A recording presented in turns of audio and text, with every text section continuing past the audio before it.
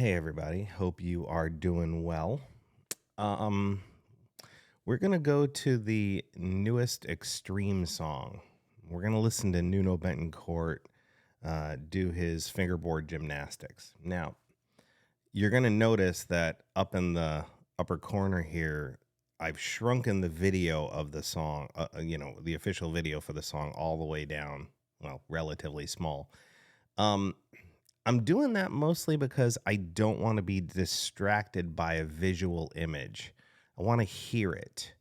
And I have yet to find an official audio release of the song to play. So I just want to shrink the video down and not be distracted by it. And just actually listen to the playing. So without any further ado, here is Extreme's new song, Rise.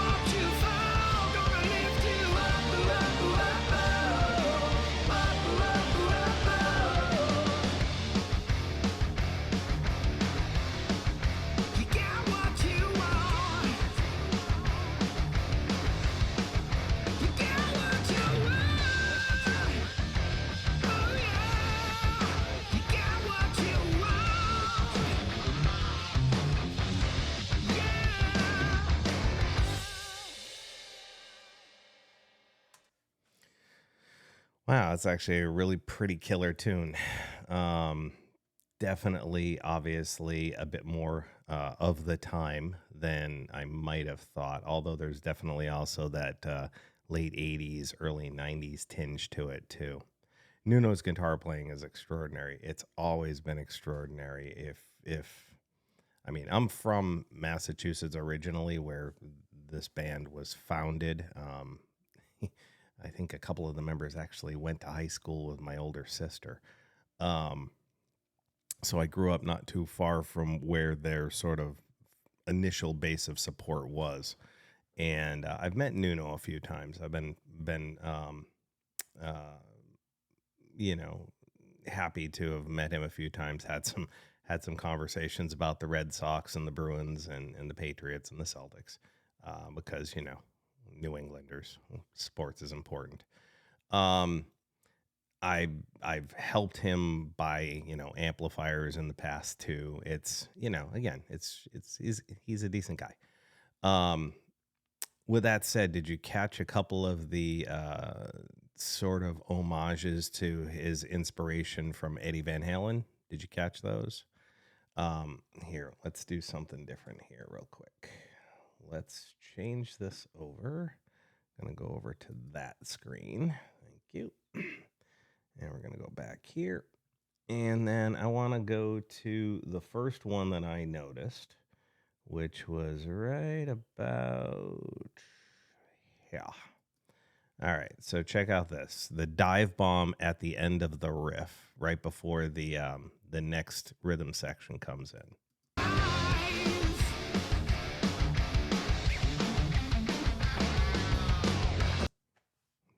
That wow, dive bomb with the tremolo bar. That's pure Eddie. It just is. It's pure Eddie. And then, I mean, you want to hear it one more time? You can do it again.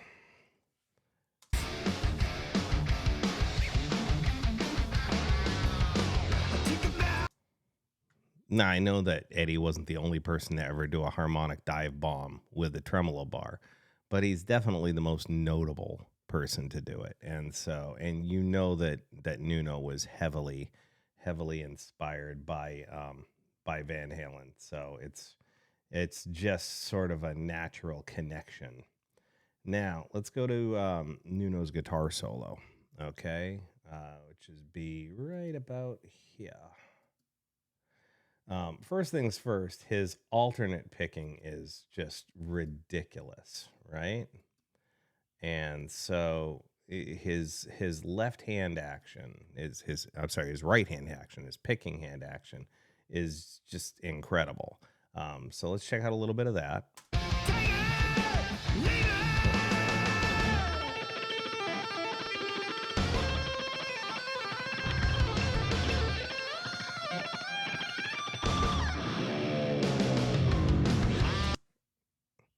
Here comes your next section of Van Halen-esque type guitar playing.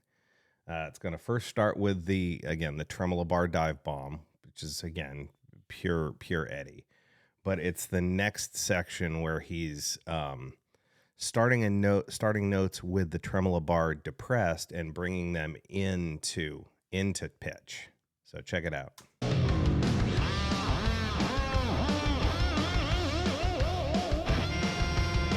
Now, you could also call that some Jeff Beck, because, Jeff Beck definitely did it about the same time, if not before Eddie did. So one more time with that little section.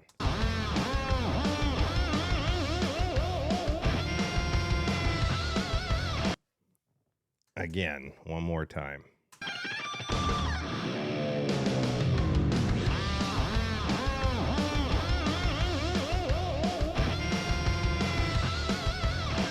Now, the rest is pure Nuno. And when I say pure Nuno, his staccato technique, but also his pick muting technique and the open note hammer on thing that he does, which is a little reminiscent to the beginning of Van Halen's Hot for Teacher, except instead of picking that, Eddie actually finger taps the highest note. So he basically starts with a tap note, then does a series of pull-offs to an open note, and then hammer-ons back up to the tapped note. This is kind of a similar technique, although it's not exactly the same, because Eddie was tapping it and sustaining notes. And what Nuno's going to do is he's going to actually mute the notes and he's going to be picking it. But it's still a hammer-on pull-off to the open note technique that you can hear on previous Nuno tracks like Flight of the Wounded Bumblebee or Respect or Cupid's Dead. I mean, it's all over previous Extreme albums, but listen to it here.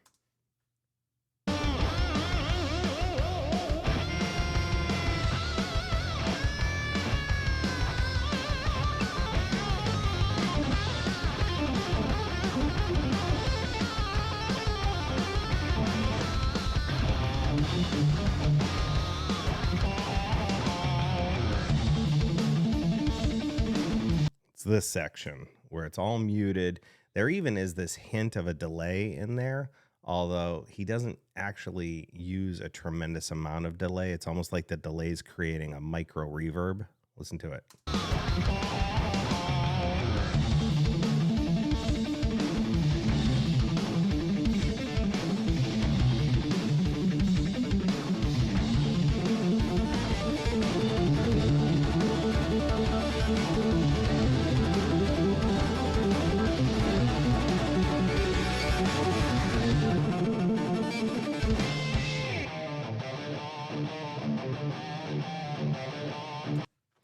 Again, just amazing guitar technique. Nuno's, the band Extreme and Nuno's guitar talents were overshadowed by the popularity of their biggest hit, which was the ballad More Than Words. Again, featured a beautiful acoustic guitar part, and the harmonies that, Gary and Nuno are able to create with one another are, sort of one of those magical pairings in rock music. But it sort of did what a lot of power ballads did during the 80s and 90s. It sort of pigeonholed a band into one particular thing. The concept was back in the time, you had a power ballad, you'd put it out there like Every Rose Has Its Thorn or I'll Remember You. And, you listen to the songs, even Home Sweet Home by Motley Crue, you're like, oh man, there's so many rockin' songs by this band, but they're putting out a power ballad because the record industry is like, you have to put out a sweet song, you have to put out a soft song, we have to get got to get the ladies into the arena. I guess fearing the whole Rush effect, in the sense that if you went to a Rush concert, the audience ratio men to women was predominantly men. And record labels were like, well, if you put out a sweet ballady song, then women will like heavy metal too, as if women didn't like hard rock and heavy metal before that. It's very chauvinistic of the record industry, in my opinion. But it worked, a lot of bands put out ballads and it got them a lot of money, even if it sidetracked their rock credential, and the legitimization of their abilities. And so people just think of bands like, let's put it this way. If you were thinking of the band Extreme, the first song that comes to mind for most people, not the diehard fans and the rock fans, but for most people, it's going to be the song More Than Words. If you were to ask people who do you know anything by the band Mr. Big, the first song they're going to probably come up with is To Be With You. And so, like I said, it just kind of sidelines the band's career. because the record label at the time wanted more ballads, more ballads, more ballads. And some bands continued on with it. Other bands, frankly, got justifiably huge because of the ballad, but then never really had the good rock song to back it up. Again, so a band like Motley Crue had plenty of rock cred, and then they put out, Home Sweet Home, and it didn't hurt them at all because of that. They had that rock audience already well in hand with other songs, and then they followed it up with a killer album like Miss Dr. Feelgood, and it solidified them even further. But then you've got other bands who put out ballads, and that's what they had. They had the ballad, and they never had the real rocker to kind of go, okay, we can do this too. Or people just didn't pay attention to the rocker because, again, the record industry and the radio industry just kept pushing the thing that had the most hits, the ballad, the ballad, the ballad, the ballad, the ballad. And so I'm not saying that More Than Words sidelined Extreme's career because they had other relatively decent hits like Get the Funk Out and Wholehearted. But even Wholehearted's a bit on the soft side by comparison to songs like this, or No Respect, or oh my God, I'm sorry, my brain's flashing on stuff. But all the stuff off of Waiting for the Punchline or Three Sides to Every Story, and so you got to wonder. I mean, the power ballad made these bands a lot of money. I mean, a lot of money, right? But it also, in my opinion, shrunk their window of opportunity because once the ballad was out there, you kind of, not fully, but you kind of lost the real diehard rock metal fans that would sustain you. And regarding the ballad fans, the people who are just, oh man, I love that song, it's so sweet. Well, then another band would come along with them, I love that song, it's so sweet, and they forget about the first band, and it's only mega hits like More Than Words and like any handful of Bon Jovi ballads that sustained the band with that audience too. A lot of times a band, whether you're talking about bands like Firehouse or Trickster or, I mean, even White Lion, as much as I love White Lion, and they had some real good rockers to go out there, their biggest hit was When the Children Cry, and then followed up by Wait, and then their cover of Radar Love. And you didn't really hear any of the real rockers afterward. You'd still hear When the Children Cry on occasion because it was a beautiful song. But a lot of bands would put out the ballad and then they'd never get any attention on their regular stuff, or their regular stuff just wasn't good enough to captivate attention. And then again, the mainstream rockers, the hard rockers would look, I don't want to listen to that. That's the ballad band. I'm not listening to their stuff because, closed-mindedness of adolescence. And again, I was a teenager during that time period, so I will own up to being part of that.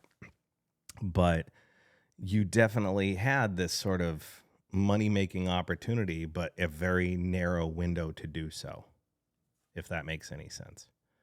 Anyway, I am all for this new song by the band Extreme. I think Nuno's guitar playing is as good as it's ever been, if not better. And I like what Gary and, I've always loved when Gary and Nuno harmonize. So their voices just always really work together. So for lack of a better term, bravo to Extreme and their new release. All right. Thanks for watching. Please feel free to leave a comment in the comment section below. We can talk about it further. And just know that I appreciate you and I wish you all well. Take care.